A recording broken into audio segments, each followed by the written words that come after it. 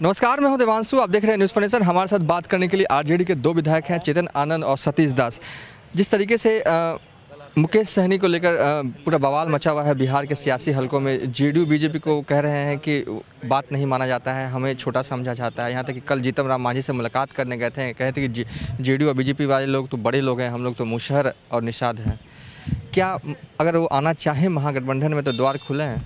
देखिए, इस सब का डिसीजन तो आपको क्या बोलते हैं, लीडरशिप का डिसीजन है, और हमारे नेता जो भी उसमें डिसीजन लेंगे वो तब देखी जाएगी। अभी तो ये सच्चाई है कि जिस तरीके से बदसलूकी हुई है, जिसका रिपोर्ट हमें मिला है, अगर ऐसा हुआ है तो बहुत उचित बात नहीं है। मुकेश सहनी के साथ जो यूपी में हुआ उसको लेकर क्या कहें? नहीं, वही हम बोले कि अगर ऐसा हुआ है, जो बातें हम लोगों ने सुनी है, हाँ, उसमें अगर सच्चाई है, जैसा कि हम लोग सुन रहे हैं कि बनारस के एयरपोर्ट पे जो हादसे हुए हैं, अगर वैसा कुछ हुआ है, हाथापाई तक बात आई है, तो ये उचित बात नहीं है। एयरपोर्ट पे रोक दिया गया है, इसको कैसे देखते हैं? ये तो हम जान ही रहे, एयरपोर्ट पे सब देखिए, फ्रीडम है, कोई कहीं भी जा सकता है, कोई कहीं भी प्रोग्राम रख सकता है। ऐसे फ्रीडम के ऊपर तो हस्तक्षेप उचित नहीं है, और सबकी अपनी अपनी विचारधाराएं होती है, सबका अपना मान्यता होता है, उसके ऊपर हम ज़्यादा कुछ नहीं बोलेंगे। सतीश दास जी, जो यूपी में मुकेश सहनी के साथ हुआ उसको लेकर क्या कहेंगे? देखिए, सबसे पहली बात कि लोकतंत्र में किसी को भी कहीं जाने का अधिकार है। यूपी सरकार ने अगर मुकेश सहनी जी के साथ में, अपने गठबंधन के साथी के साथ में ऐसा किया है, तो मुकेश सहनी जी को सोचना है कि जहाँ है वहाँ उनका मान सम्मान, कोई भी चीज़ सुरक्षित नहीं है। उनको मंत्री रहते भर में उन्हीं के गठबंधन के सहयोगी साथी की सरकार, भाजपा की सरकार उनको नज़रबंद करती है, और इतना बेइज्जत, इतना लानत के बाद भी मंत्री पद पे बने रहना, ये बड़ा शर्म की बात है।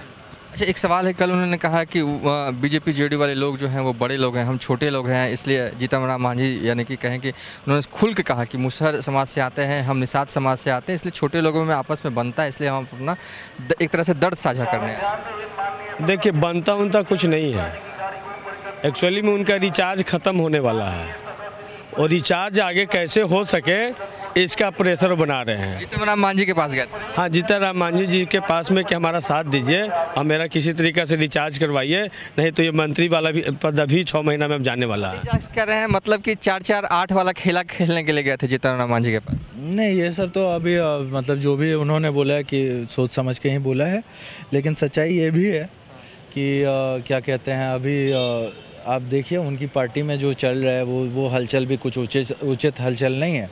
अभी राजू जी ने जो भी बात बोली, ये भी उचित हलचल नहीं है, और कहीं ना कहीं सही बात है कि छोटा रिचार्ज जो था वो छोटा ही होता है रिचार्ज। हाँ, इसके ऊपर कुछ कंट्रोवर्शियल हम नहीं बोलेंगे, लेकिन सच्चाई ये है कि उनका जो 2 साल का रिचार्ज था वो कहीं ना कहीं ख़त्म होते हुए। सम्राट चौधरी ने कहा है कि अगली सम्राट चौधरी ने कहा है कि अगली बार बिहार में बीजेपी की सरकार होगी, मजबूरी के मुख्यमंत्री है नीतीश कुमार, इस तरीके का बयान आ रहा है।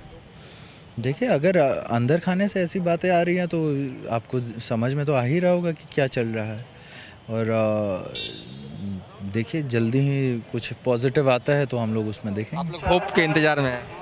नहीं, हम तो पहले से आपको बोलते आ रहे हैं कि बैसाखी की सरकार है, एक तरफ जीतन जी हैं, दूसरे तरफ अपने क्या कहते हैं मुकेश जी हैं। हाँ, जब बैसाखी पे चल ही रही है, लंगड़ी सरकार है ही, तो कब गिर जाए क्या भरोसा। लग रहा है गिर जाएगी। नहीं, मुकेश सहनी भी जिस तरह का तेवर दिखा रहे हैं। देखिए, एक कहावत है बिहार में, चोर चोर मौसेरे भाई। ये सारे लोग का गठबंधन है, और जातीय जनगणना पे कोई इन लोग का पट नहीं रहा है।